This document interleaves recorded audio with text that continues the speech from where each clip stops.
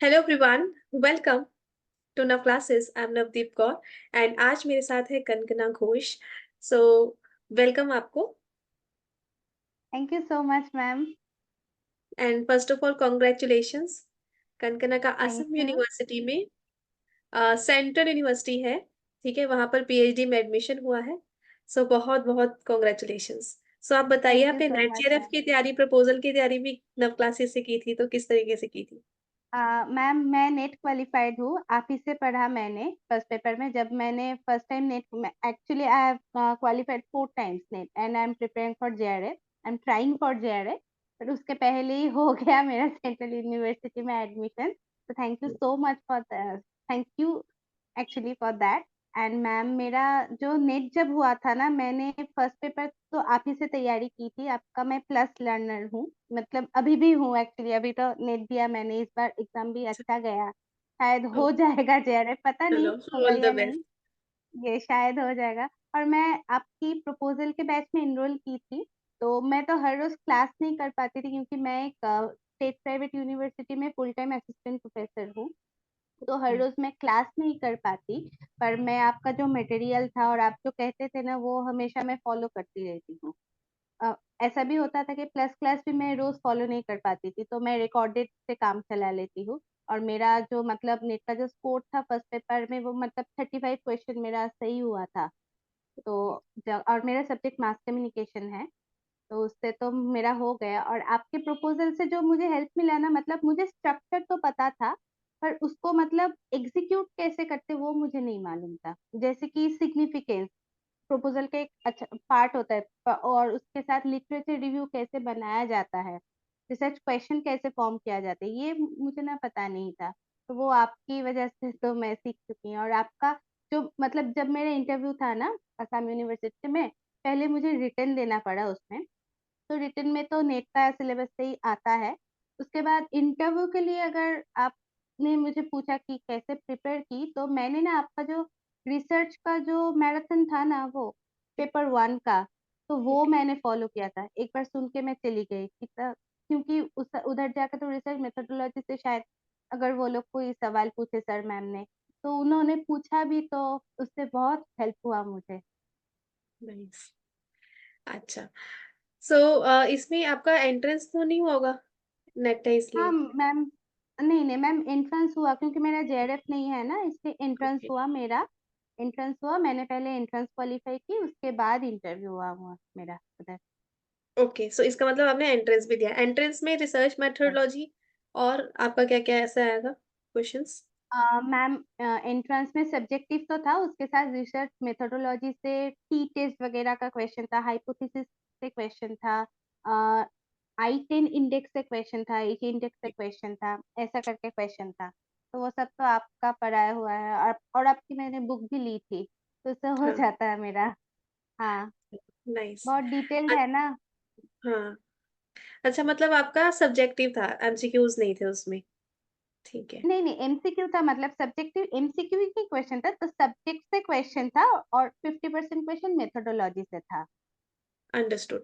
तो वही है कि आपका यूजीसी नेट में 5 क्वेश्चन आते हैं, लेकिन आपके एंट्रेंस एग्जाम में 50 क्वेश्चन, 50% क्वेश्चन आपका हाँ, research fifty methodology and percent statistics से आते हैं। Exactly very ma'am, nice. Statistics से भी क्वेश्चन आया था।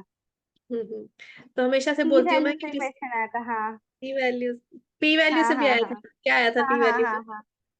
एग्जैक्ट याद नहीं है मुझे, वो में? शायद कुछ मतलब कितना परसेंट था वो वाला कुछ था, ऐसा कुछ याद नहीं है, अभी तो मुझे याद एक्सेप्ट नहीं या आ रहा रिजेक्ट है। कैसे करते हैं, ऐसा कुछ पूछा होगा। हाँ हाँ हाँ हाँ, ऐसा कुछ था। हाँ हाँ ठीक है, हमने वो किया हुआ था क्लास में। अभी भी मैं हाँ हाँ जो बच्चे पीएचडी की तैयारी करना चाहते हैं, तो रिसर्च मेथोडोलॉजी का मैंने अब अलग से कोर्स भी निकाल दिया है नव क्लासेस ऐप में, हाँ। 1500 रुपीज हम्म का। हम्म तो जो हाँ आगे वाले बच्चे हैं वो उसके साथ भी चल सकते हैं, क्योंकि एक जगह टिक के हम्म नहीं समझ में आता, लेकिन हम्म वहां पर मैं 30 वीडियोस ले रही हूँ, जो कोर्स वर्क में भी बच्चे यूज कर सकते हैं जो ऑलरेडी पीएचडी हम्म ज्वाइंट है।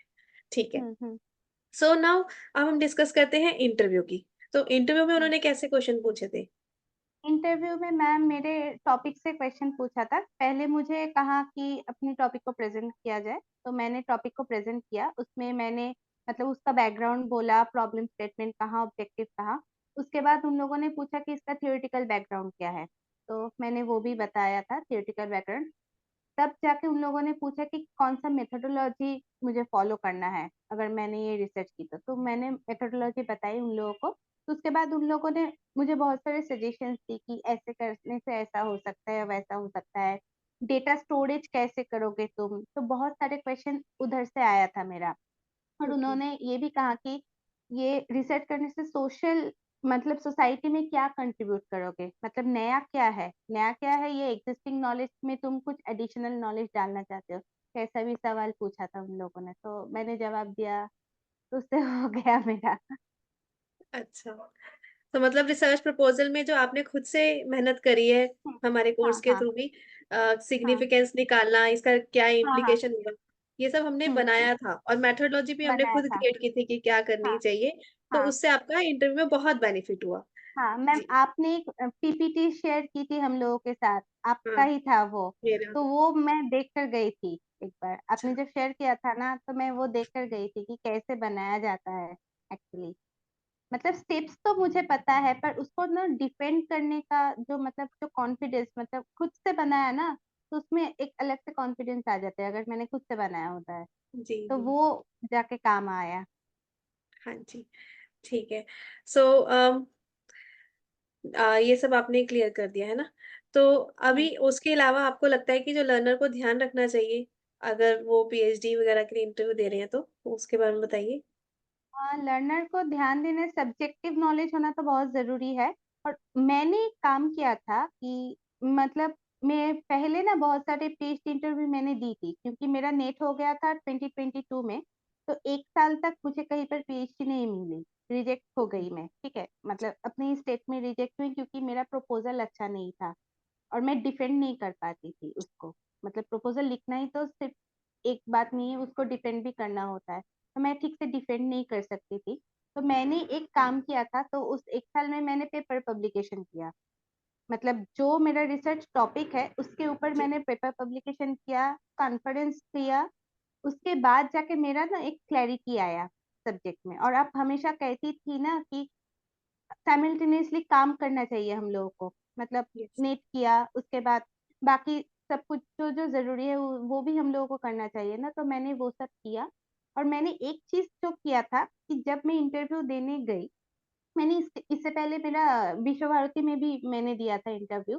तो उधर जाके मुझसे एक नॉलेज मुझे मिला, उन लोगों ने बहुत सारी चीज हमें सजेस्ट की थी, सर मैम ने। ओके। तो उससे मुझे जो आइडिया मिला कि जहाँ मैं जा रही हूँ वहाँ का क्या काम हो रहा है, ये जानना यस। बहुत जरूरी है। बिल्कुल। कि वो लोग मतलब उन लोगों का ट्रस्ट एरिया कौन सा है, this is very yes. Important. So as an aspirants और as a PhD candidate applicant, हम लोगों को ये करना चाहिए कि जहाँ जो यूनिवर्सिटी में हम लोग अप्लाई कर रहे हैं, उस यूनिवर्सिटी में किस तरह के काम होता है, मोस्टली कौन से मेथोडोलॉजी वो लोग फॉलो करते हैं। तो ये यस। जानना हम लोगों को लिए बहुत जरूरी है। तो मैंने वो ही किया था।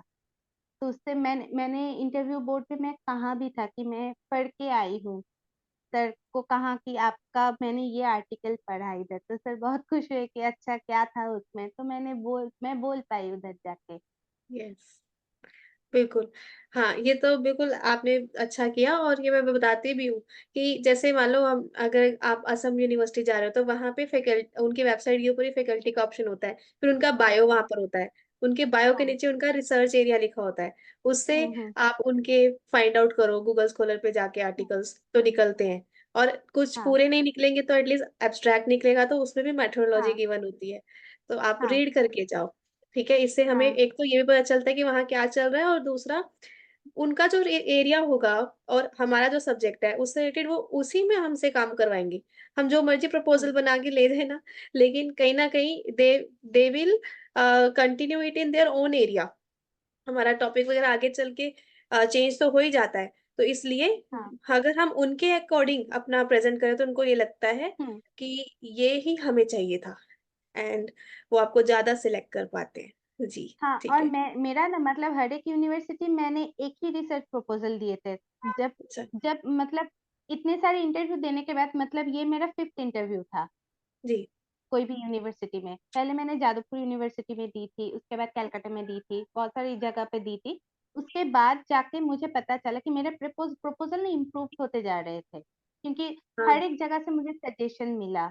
आपसे भी यस। सजेशन मिला, मेरे मेंटर से भी सजेशन मिले, मेरे खुद की यूनिवर्सिटी का जो प्रोफेसर है, सर मैम है, उन लोगों से भी सजेशन मिला। तो वो सब सजेशन मैं ना एग्जीक्यूट कर पाती थी। तब जाके मुझे लगा कि चलो अब ठीक है मेरा रिसर्च, मतलब मुझे लगा कि चल अब जाके ये मैं प्रेजेंट कर सकती हूँ। तो एक अलग से कॉन्फिडेंस आ गया था मुझ में कि चलो अब शायद हो जाएगा। अगर आसाम यूनिवर्सिटी नहीं भी होते तो शायद कोई और यूनिवर्सिटी जाता, मतलब एक ना एक दिन तो जरूर हो जाता है। होगा बिल्कुल। तो ट्राई हाँ करते रहना एग्जैक्टली, चाहिए, तो कभी भी ऐसा नहीं कि यहाँ नहीं हुआ तो हम एग्जैक्टली बैठ जाए। बहुत अच्छी बात की एग्जैक्टली आपने। Keep trying. ठीक है, फेलियर से क्यों एग्जैक्टली डरते हैं, जबकि अगर एक आपने एग्जैक्टली। ये वाली बात भी बहुत अच्छी बोली कि अगर हम फेलियर होते हैं, हमने इसको एक्सेप्ट हम्म। किया, लेकिन उससे हमें सीखने को मिलता है, वी लर्न एंड हाँ। We grow. यस। हमें चैलेंजेस यस। चाहिए। अगर आप सोचो एक ही बारी हाँ। में आपका हो जाता, तो आपको ऐसे ही लगता है ये तो बहुत इजी है, किसी का भी हो जाता हाँ है। तब तो हमारे अंदर वही एग्जैक्टली। लेवल आता कि हमें ऐसे लगता है हाँ। कि तो बहुत इजी है, लेकिन now you know the worth of PhD exactly. Selection. हाँ नहीं तो हाँ आपको हाँ हाँ। पीएचडी सिलेक्शन की वर्थ ही नहीं पता चलती। ये एग्जैक्टली वो कंसिस्टेंसी वजह से मिले, कंसिस्टेंसी की वजह से मुझे मिली है। मिली है आपकी। अब हाँ आपको पता है इतनी मेहनत करनी पड़ी मुझे पीएचडी के हाँ हाँ एडमिशन के हाँ। लिए। बहुत मेहनत करनी पड़ी मुझे सच में। हर एक कैंडिडेट बहुत मेहनत करते होता है ना कि एक टाइम आता है तब वो जाके आता है। लोगों को सक्सेस मिलेगा। तो we should keep trying actually. Yes. Dream then you have to believe yourself that. आप कह रहे हो ये एग्जैक्टली। पॉइंट कि एक ना एक दिन मुझे मिलेगा, तो दैट बिलीव हाँ। Is very important. And yes. Then you yes. Keep acting acting मतलब आपने बार बार छोड़ा नहीं। जहां नहीं। आपको लगा आपने अप्लाई करते रहे और अपने हाँ। वर्क को और अच्छा बनाते रहे। ठीक है। Hmm. And then you achieved it, तो finally our tagline is complete now. ठीक है, yes. Dream believe dream believe act act and. Achieve. Yes. Yes. One more thing I want to know कि आप अभी बताए थे कि स्टेट प्राइवेट यूनिवर्सिटी में आप असिस्टेंट प्रोफेसर के लिए भी वर्क करे थे, तो yes that sir. Was on guest और कॉन्ट्रेक्चुअल? नहीं ma'am, this is full time job. अरे मुझे वाह। 22 साल मतलब यस, 2021 में जो मतलब नेट हुआ था नवंबर में, उसमें मुझे नेट मिला था। तो मार्च में रिजल्ट आ गया था, शायद फरवरी में रिजल्ट आया था। उसके बाद मैंने ये यूनिवर्सिटी ज्वाइन की। तो एक साल से मैं वही पढ़ा रही हूँ, अभी भी मैं वही पढ़ाती हूँ। तो अभी तो पीएचडी के लिए मुझे जाना है, अभी भी मैं वही पढ़ाती हूँ। तो it is full time job actually, not अच्छा, गेस्ट तो वहां से लेक्चरर एंड आपको ऑल। एनओसी मिल जाएगी इस कोर्स वर्क के लिए थोड़ा? हाँ हाँ, मिल गया, हाँ मिल गया मुझे मिल गया। ऑलरेडी। इंटरव्यू के टाइम पे ही मुझे सबमिट करना पड़ा एक्चुअली, तभी मिल गया मुझे। ओके, ठीक है। हाँ तो ये भी बहुत अच्छा है कि आपको स्टडी के लिए एनओसी या लीव भी मिल गया है। हाँ हाँ। अच्छा, तो अभी ये असिस्टेंट प्रोफेसर ओनली नेट के बाद आपके कैसे माइंड में आया कि मेरे को अप्लाई करना है, या फॉर्म निकलते हैं उसके बारे में भी आइडिया दो बच्चों को। हाँ हाँ मैम, मैंने जब मेरा जब नेट नहीं था तो मैंने कहीं पर भी गेस्ट फैकल्टी से मतलब मैं कभी कभी नहीं पढ़ाई थी। तो this is my first time job. तो मैंने अप्लाई की उधर पढ़ाई। उसके पहले मैं एक यूनिवर्सिटी में भी पढ़ाती थी, उधर भी फुल टाइम थी, मतलब नेट के बाद। उसके बाद ये ओके। यूनिवर्सिटी ज्वाइन की, वो भी स्टेट प्राइवेट यूनिवर्सिटी था, उसमें मैंने 8 महीने तक पढ़ा है। उसके बाद ये यूनिवर्सिटी मैंने ज्वाइन किया। मेरा यूनिवर्सिटी का नाम है ब्रेनवेड यूनिवर्सिटी, उधर मैं पढ़ाती हूँ। तो उस उधर जाके वो फॉर्म निकला तो मैंने अपना सीवी भेजी।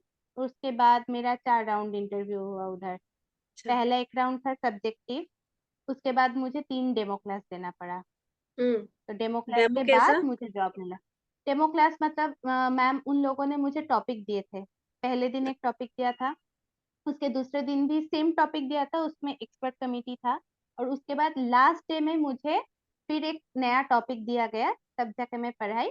तो 3 डेमो क्लास के बाद एक सब्जेक्टिव, और उसके बाद 3 डेमो क्लास डेमो के बाद मुझे अपना टॉपिक जॉब। आपको पहले दे दिया था या फिर ऑन द स्पॉट?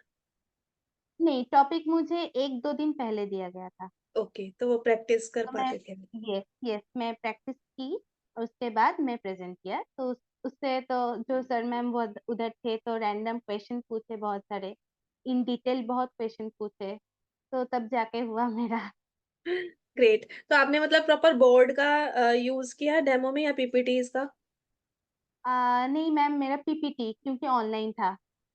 अच्छा, लास्ट जो ऑनलाइन। डेमो क्लास था ना, लास्ट जो डेमो क्लास था वो ऑफलाइन था मेरा, तो उसमें मैंने बोर्ड यूज की थी, पीपीटी नहीं है। मतलब जब मैं ऑफलाइन पढ़ाती हूँ ना स्टूडेंट को, पीपीटी में मुझे थोड़ा सा दिक्कत होता है कि मतलब मुझे ना लगता है कि कंटेंट बहुत मतलब उसमें से ही मुझे बोलना पड़ेगा, और अगर बोर्ड मिला ना मुझे तो मैं खुद से बहुत कुछ कह सकती हूँ। तो यस, इसलिए मुझे बोर्ड में मैं बहुत ज़्यादा फ्लेक्सिबल हूँ। कंफर्टेबल। मैं स्टूडेंट को भी ऐसे ही, हाँ, कंफर्टेबल हूँ, मैं स्टूडेंट को भी ऐसे ही बोलती हूँ कि बोर्ड में मैं लिख दूँगी, आप लोग पढ़ लो। ऐसे मुझे मतलब आसान होती है जी, पढ़ाना। ठीक है। हाँ। सो इंटरव्यू में उन्होंने सब्जेक्ट से रिलेटेड ज़्यादा क्वेश्चन पूछे थे असिस्टेंट यस प्रोफेसर मैम, के? यस मैम, सब्जेक्ट से ज्यादा क्वेश्चन पूछे थे, और कुछ सिचुएशन बेस्ड क्वेश्चन भी पूछे थे कि अगर क्लास में ऐसा हो तो कैसे हैंडल करोगे, ऐसा कुछ, मतलब वो टीचिंग एप्टीट्यूड वाला क्वेश्चन जो हम ओके, लोग पढ़ते थे ना फर्स्ट पेपर में। मतलब नेट की जर्नी में मुझे एक चीज समझ में आया कि जो जो पेपर है फर्स्ट पेपर एंड सब्जेक्ट में, वो हर एक पेपर का नॉलेज काम आएगा yes, while we are teaching. हर एक नॉलेज, मतलब क्लासरूम कम्युनिकेशन, कैसे हम लोग उन सिचुएशन से डील करें, हर एक पेपर का नॉलेज काम आता है। जी, लॉजिक, सब कुछ काम आता है। ठीक है। चलो, thanks Kankana and thank you so much बहुत अच्छा मैम। लगा आपसे आपकी जर्नी जान के। जो चीजें मुझे जी। नहीं पता थी वो भी आपने बताई, लाइक आप प्रोफेसर भी अभी बीच में सर्व कर चुके हो, सो फॉर हाँ। That also and hmm. Keep growing, आगे बढ़ते रहो ऐसे ही। ठीक है thank you so much ma'am, thank you so much. जी, welcome and stay bless, dream believe thank act you ma'am. Energy, yes, stay. Dream believe act and achieve. Thank you so much.